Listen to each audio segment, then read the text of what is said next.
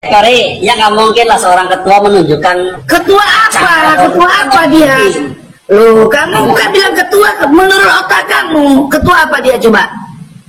Kalau ngadepin Kori saya juga masih sanggup. Nah, apa yang kamu sanggup? Nah, sekarang kalau kamu ngadepin saya sanggup, oke, kita tes. Ya, kita tes dulu ya. Kayaknya ngadepin gua sanggup. Oke, tenang. Iya betul, tes dulu. Pertanyaannya apa nih? Bukan pertanyaan. Ini kan yang menjadi dalil iman. Gedein gua. Siap. Host, gedein host. Ya. Nah ini kata iman kitab ini nih. Ya. Ini patokannya iman. Coba baca kitab apa ini? Jangan Ya coba baca, jangan ketawa. Jangan ke situ lah. Loh, kok jangan ke situ, katanya mau ngadepin gua, ini aja nggak bisa kamu. Aduh, Ini kamu aja jawab apa dulu, jawab. Baca dulu, katanya mau lawan gua, sanggup, ayo. Ya jangan cengengesan, baca. Ini gua suruh baca, namanya kitab apa? Katanya mau lawan gue, gimana sih? Jangan pakai Al-Quran. Jangan pakai Al-Quran.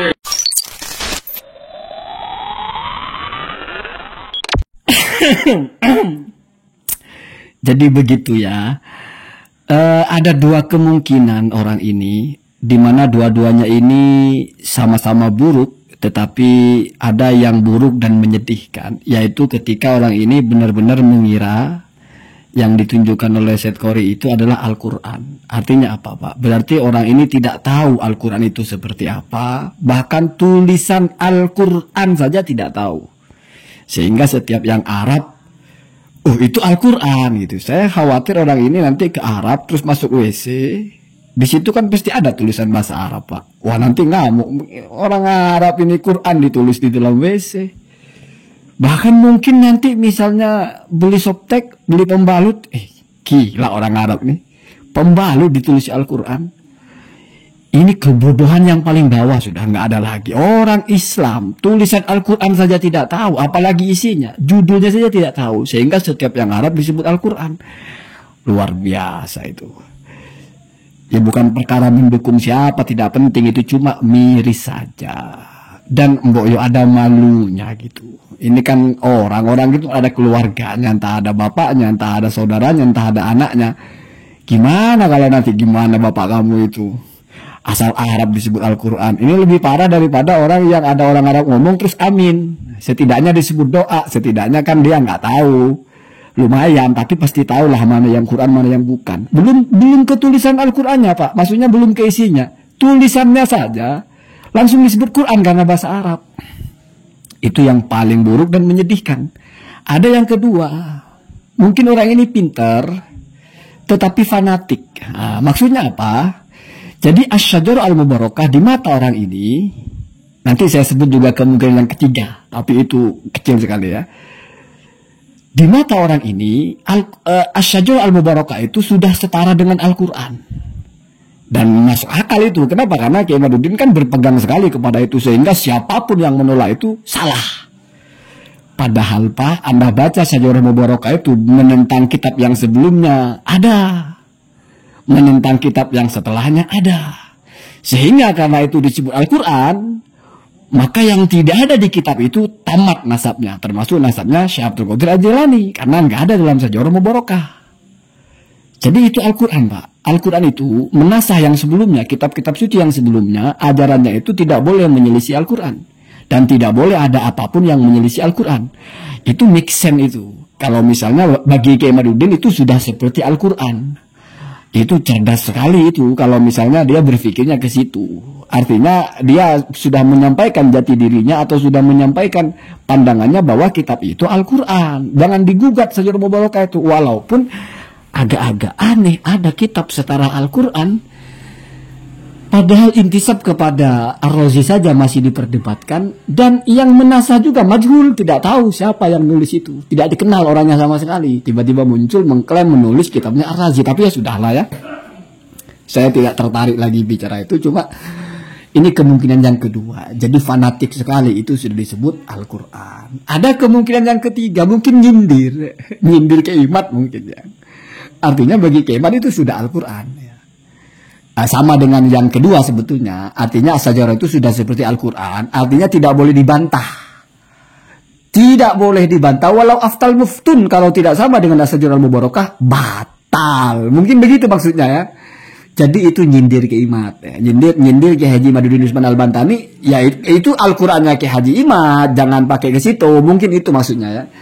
Tetapi ala kulli hal sudah bukan rahasia umum, Pak. Kalau orang-orang yang ikut-ikutan membatalkan nasab, ya rata-rata ya, saya nggak mau bilang rata-rata, ya banyak yang seperti ini, entah di kolom komentar atau mungkin yang ada keberanian diri ekstra gitu, nggak ngerti apa-apa berani tampil.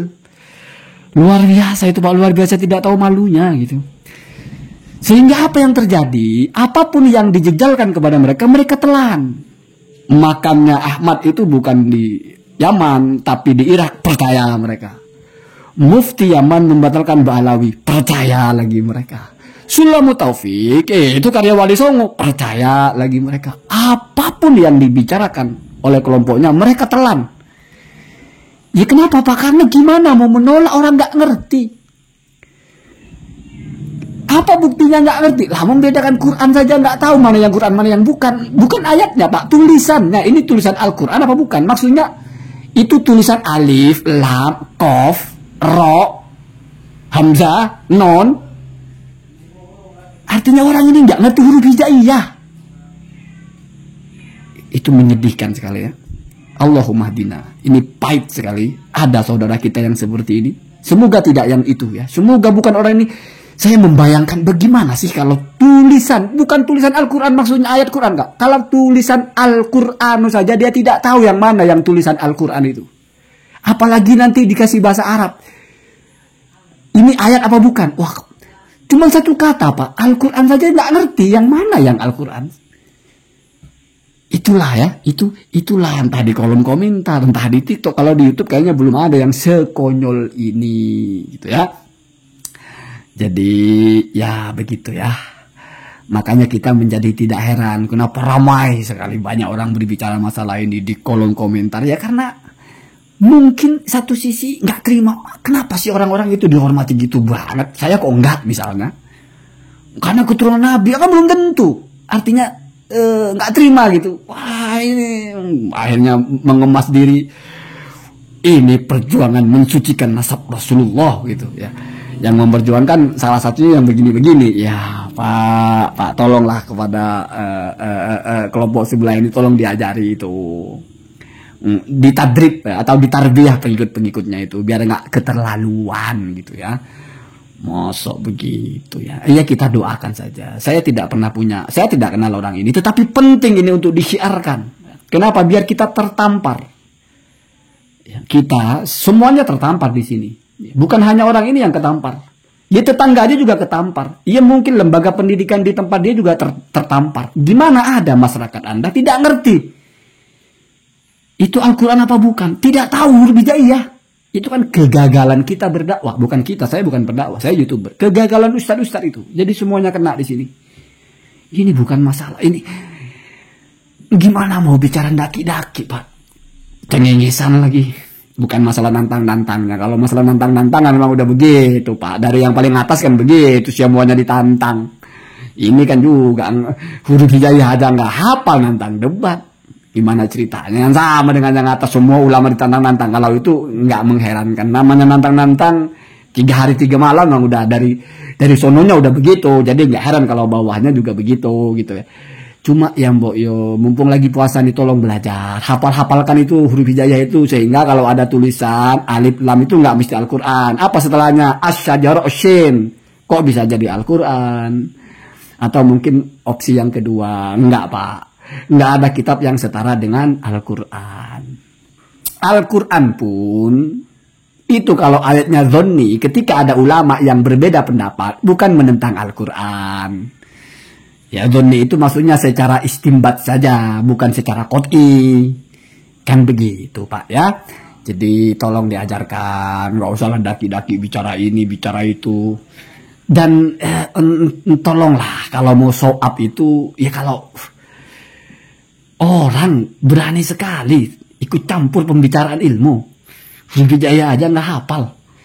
Ini kalau dikiaskan kepada yang lain gitu, duit seperak aja nggak ada, nantang-nantang mau nawar-nawar sendal jepit ya. 1 perak aja nggak ada, sendal jepit itu kan setidaknya 20.000 ya. 1.000 aja nggak ada ya. Udah berani-berani sekali saya beli itu sendal jepit. Beli sendal jepit pak. 2.000 aja udah begap ngumpulinya ya, buat rokok sebatang ya. Apa rokok yang 2.000 sebatang? Kayaknya nggak ada ya. Jadi ini masalah tahu diri ya. Masalah tahu diri. Kenapa saya up seperti ini? Apakah untuk menjatuhkan orang itu? Orang itu siapa pak? Apa yang perlu dijatuhkan? Dan apa jatuhnya orang dia memang nggak tahu diri? Nggak tahu malu, nggak ngerti bicara itu kan tidak perlu dijatuhkan pak. Orang menjatuhkan orang itu kalau kita korek-korek, kita cari kelemahan. Ini nggak ditunjukkan sendiri, nggak ada yang korek-korek. Makanya ada yang bilang, ngapain sih jadi YouTuber kok selalu nyari-nyari kesalahan orang? Pak, nggak ada orang nyari-nyari kesalahan pak. Orang kalau berenang di air itu pak, dia itu akan basah, akan menyentuh air. Nggak usah nyari-nyari air pak. Ya memang salah semua pembicaraannya, gimana sih? Memang di mana-mana salah, nggak usah dicari-cari. Ada orang di tengah padang rumput terus dia nyari-nyari rumput. Enggak pak, setiap dia melangkah dia nginjek rumput. Ya Salafi, ya Wahabi, ya kelompok sebelah ini kan agak sama dengan itu ya. Kalau begini bukan dicari-cari pak. Dan itu dia yang mempertontonkan diri. Jadi bukan kita yang nyebar, yang nyebar iyalah. Setidaknya ini tamparan buat kita semua. Tolong tahu diri, menjijikkan sekali. Cengingisan, ketawa-ketawa, so yes. Huruf hijayah aja nggak hafal. Atau mungkin terlalu fanatik. Sajaro mubarakah dikiranya Al-Quran. Sehingga kafirun mungkiruhu, kafir yang mengingkari itu. Repot ya. Repot. Allahumma dina